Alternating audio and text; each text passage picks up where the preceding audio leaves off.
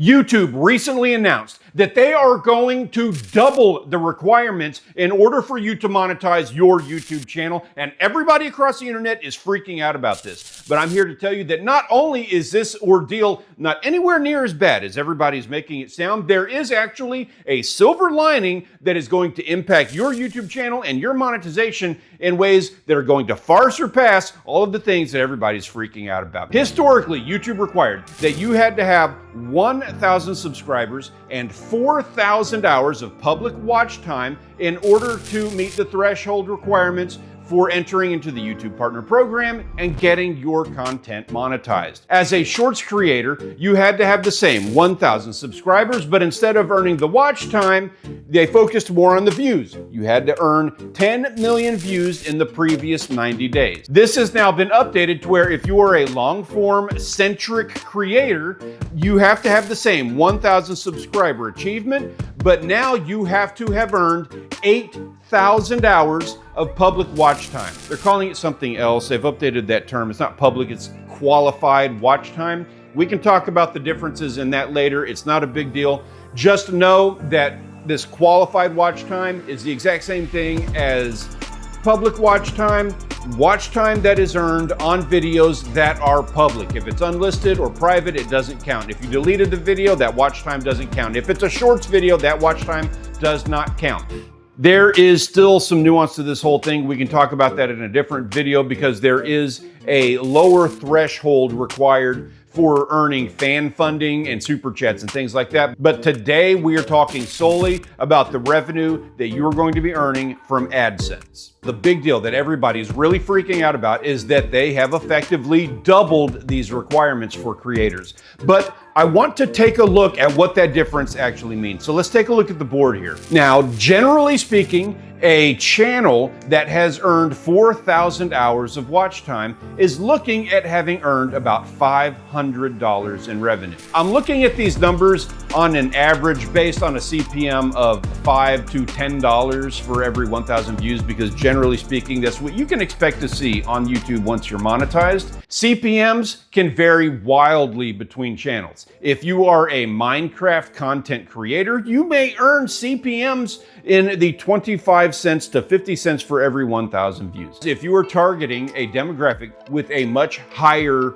disposable income, like people who do yachts or expensive cars or invest in a lot of crypto or stocks or something along those lines, then you're going to be targeting a demographic that is worth more money, and the ads that are going to be bidding for your channel are going to be paying CPMs closer to $25, $30, and $35 for every 1,000 views. So know that there is a difference. We are simply looking at general averages for content on YouTube. You can expect to earn between $5 and $10 on average for every 1,000 ad views on your videos. If you break this down, that equates to about $500. Now let's take a look at a channel here that has earned 8,000 hours of watch time. And as you can see, that channel has earned about $916. The reason I'm showing you this is because if you look at the difference between what a channel with 4,000 hours of watch time was able to earn and a channel with 8,000 hours of watch time was able to earn, you can see that the difference is only a little over $400, which brings me to a point that a lot of people are not talking about, and I think we really need to address. And that is the fact that just because you are monetized does not mean you are earning money. And that is one of the big reasons that YouTube made this adjustment. It might not sit well with you because, yes, at the end of the day, it is costing you money. But again, there is a silver lining. There is a reason this is costing you money. And what YouTube is doing is targeting the creators and the portion of your creator journey, the portion of the life of your channel where you make the least, the portion where you're not actually getting paid. The reason I say that is because when you are getting paid, whether it be with affiliates or with YouTube AdSense or via your social media platforms or whatever the case may be, if you are collecting a check from these online sites like this, generally speaking, they do not pay you for anything until you have met a $100 threshold.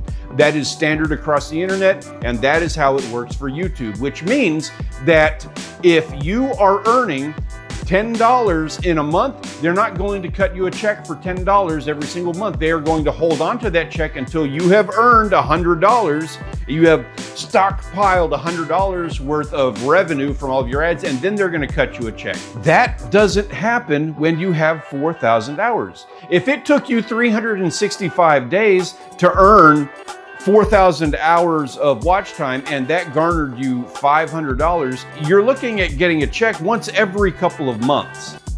What YouTube has effectively done is said, we want to start paying you at a time in your channel's life where you are going to start collecting checks. Once you have achieved 8,000 hours of watch time, your channel is now at a point where you're earning closer to $1,000, which is a lot closer to at least one check a month for the entire year. You're still losing out on that revenue. That's still $400 that YouTube is not paying you. And I understand and I feel your concern on that. I'm feeling it too. I'm not gonna lie. I know exactly what you're saying with that. But it's okay. The reason YouTube wanted to make this adjustment is because they are reallocating those funds, some additional funds that they are seeing through the premium light viewer option that they're giving people.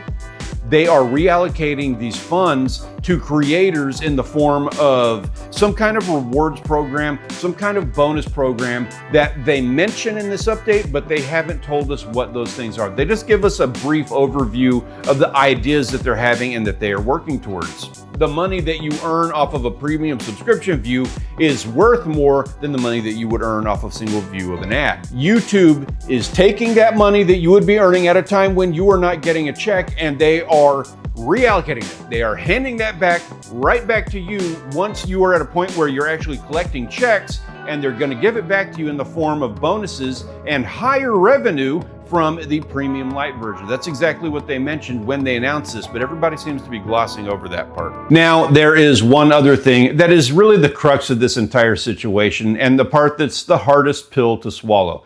And that is the fact that you have worked so hard, probably took you a couple of years to get from the point where you have gone from 0 subscribers to you've got your 1,000 subscribers, and you're earning 20 hours of watch time per month, and now you're getting a little bit closer, and now it feels like YouTube has moved that goalpost. And I have some words of advice for you on this, because it hurts. I know it does. Speaking from experience and having seen this countless times in the work that I've done with hundreds of YouTube channels. When you get monetized, what typically happens is you have been creating videos, you have 100 or you have 200 videos. Generally speaking, that is the threshold of number of videos that people have when they tend to hit that monetization requirements level. Every now and then, 1 or 2 of those videos tends to pop.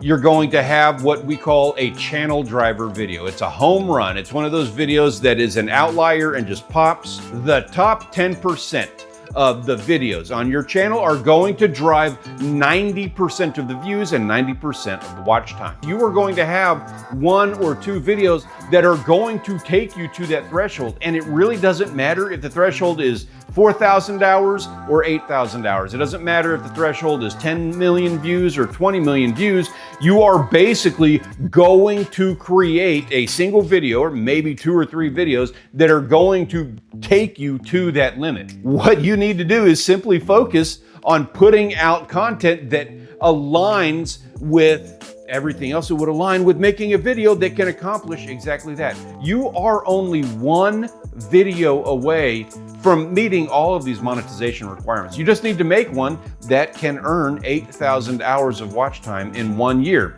I know that sounds like a lot. I know it sounds tough until it isn't.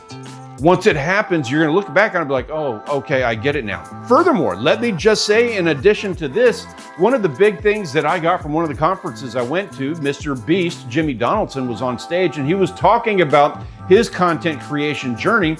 And one of the things that he mentioned that really stuck with me is that it is easier to make one 5 million view video than it is to make 10 50,000 view videos. Think about that for just a moment. On YouTube, when you're creating videos, what tends to happen is you're gonna have a lot that just don't perform as well as the rest. But every now and then, you're gonna have that outlier. You're gonna have that one that stands out and explodes, and it becomes this big channel driver for you. Focus on making channel driver content.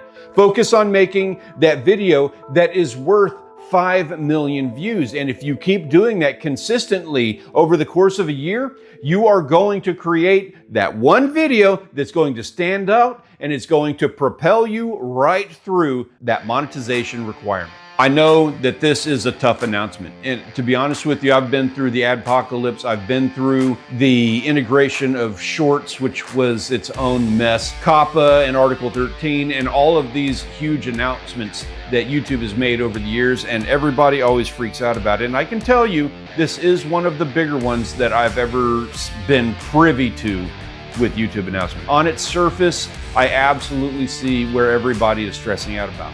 But trust me, it's not as bad as it sounds. You just need to go create something amazing.